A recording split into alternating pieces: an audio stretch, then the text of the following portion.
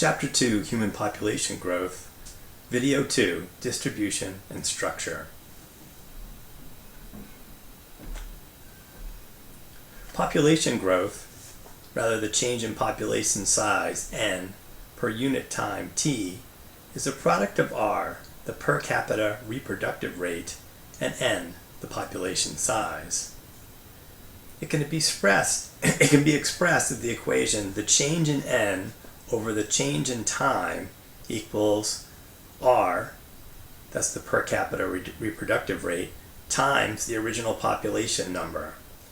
And if you take that equation and graph it out, you get an exponential growth curve, or a J curve, as shown on the right side of this slide.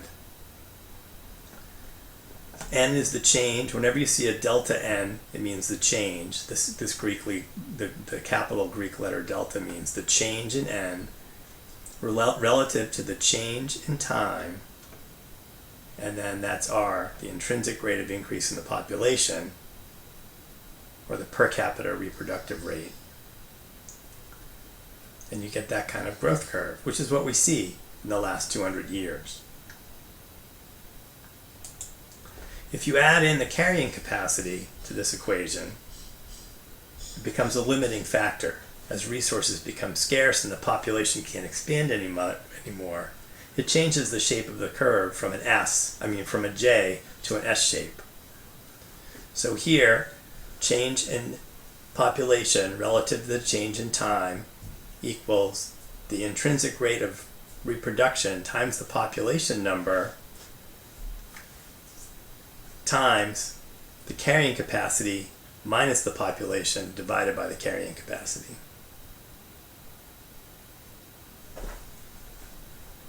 And here's that S curve. And here's the limit set by the carrying capacity. When resources run out, the rate flattens out. And we haven't seen that yet.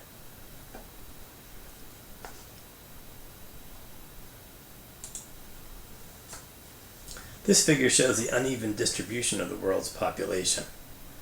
So as we know, many places have higher populations than other places on the planet. Many climates are more inviting to population, and many cultures have different types of cultural boundaries that either increase or decrease the population, which is what we'll be talking about.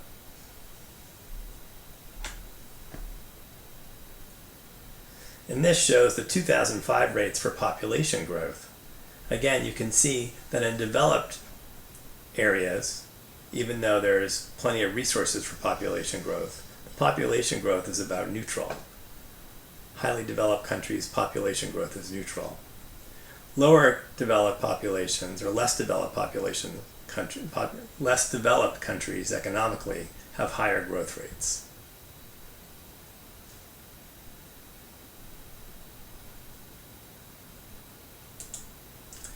So here's another way of looking at the same thing, where more developed countries comparatively have flat growth rates, and less developed countries or regions such as Asia and Africa still grow exponentially.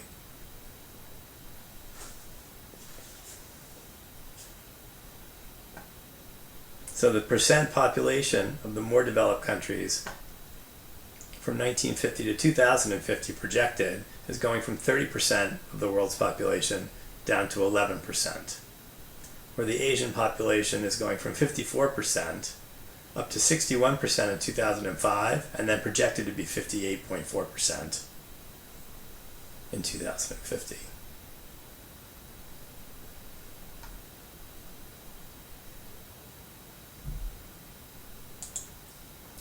If you break it down by country, you can see the top population contributors in 2005, and then 2001, and then 2005, a 10.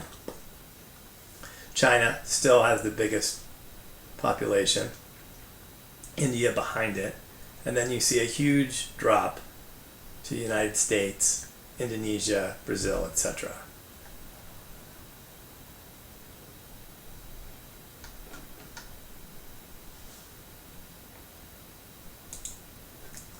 Age structures are important predictive data in population demographics. The age structure is a distribution of the ages of individuals within a population at any given point in time. These vary between industrialized and developing nations. The more developed nations have a more vertical profile, with younger people and middle-aged people having pretty much a straight up and down equal distribution. In this profile, there were fewer people being born that actually exist in their middle age. Fewer people being born, middle age. And that's what the United States looks like right now.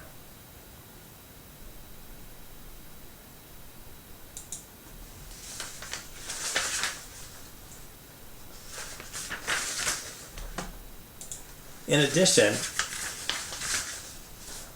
more developed regions have a vertical profile, and then after you reach the age 50, it drops off precipitatively. So this is when people start to die from disease and old age.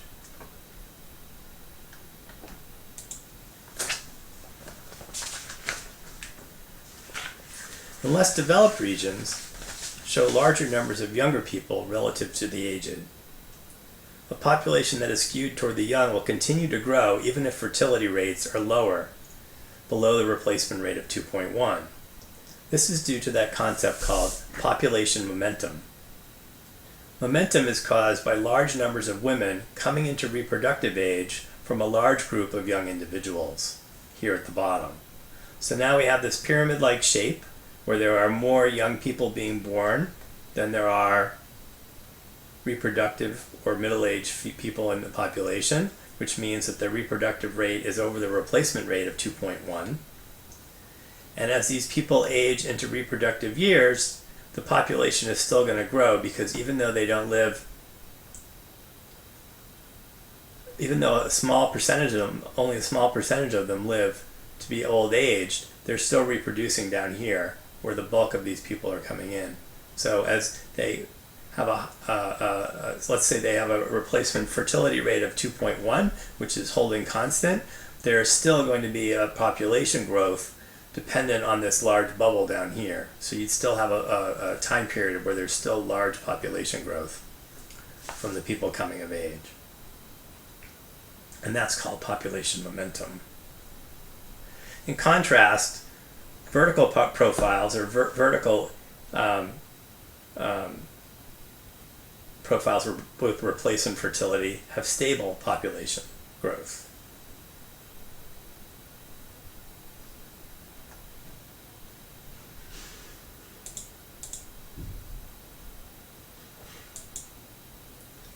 So this is what I just said. So in summary, more developed regions have a vertical profile that drops off as people reach their 50s. Less developed regions show large numbers of young people relative to the aged. A population that's skewed toward the young will continue to grow even if fertility rates are lowered below the replacement rate of 2.1 due to population momentum. This momentum is caused by large numbers of women coming into reproductive age. Vertical profiles tend to have stable replacement fertility, and they have stable replacement fertility have stable populations.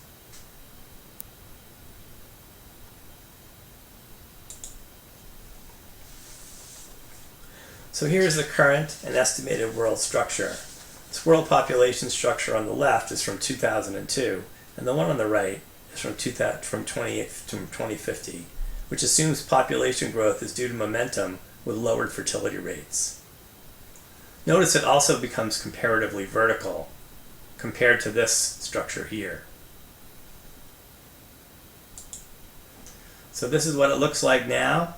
As fertility rates are lowered, still even just because of momentum, the world population will shift. It'll become more vertical, but it'll also still grow. The actual numbers of male and female expanding on both sides. Also, what you'll have is with that stabilized fertility, you'll also have expansion of lifespan, which is due to many more factors.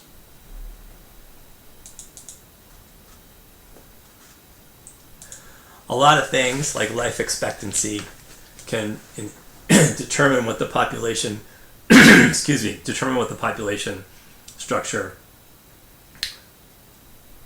looks like. In the book, they talk about HIV epidemic, that there are infectious diseases that implicate mortality, usually on the aged and the young. Infant mortality rates will affect your population. The total fertility rate, which we talked about before, 2.1 being the maintenance number. So for every couple of people, if they have 2.1 children, that means the population fertility rate will hold steady. And then how much industrialization is in the society will also influence the structure, the verticality of the population, and also will affect the change in the age structure due to all the above. We'll talk about HIV epidemic online discussion, but I'm not going to talk about it right now.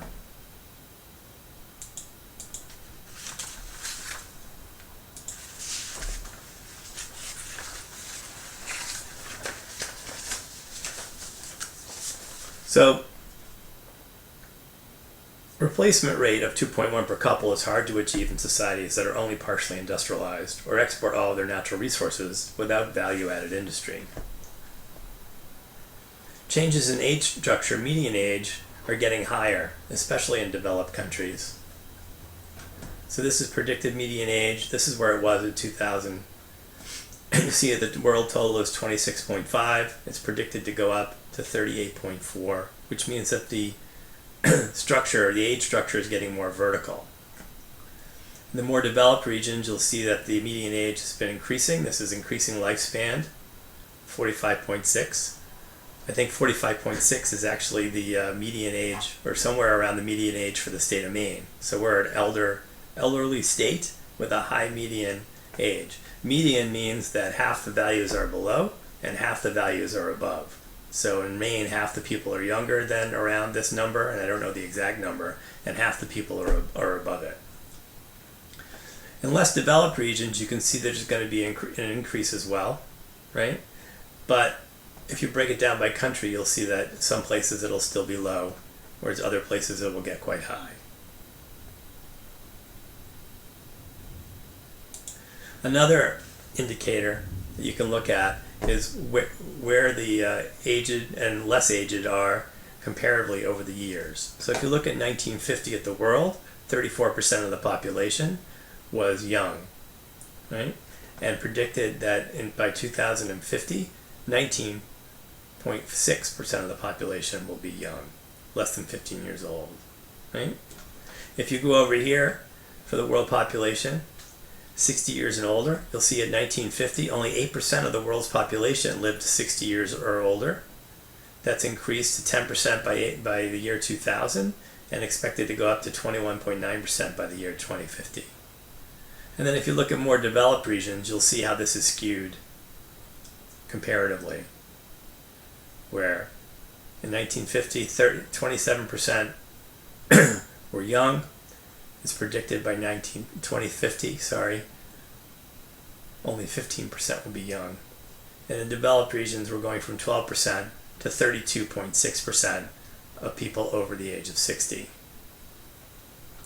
So when you look at these skewedness, you can see that the lower populations, less developed countries are actually moving toward a more vertical structure, but they are still predicted to be less vertical than the more developed nations by 2050.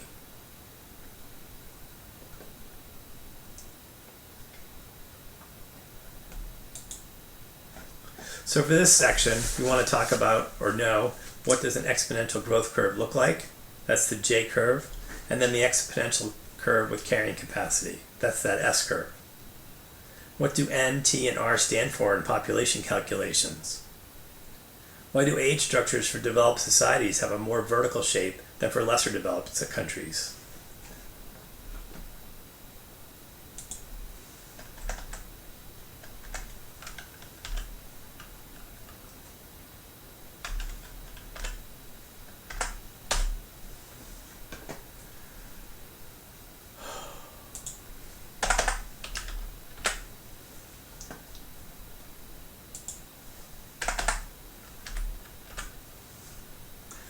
What is population momentum? And what is replacement fertility?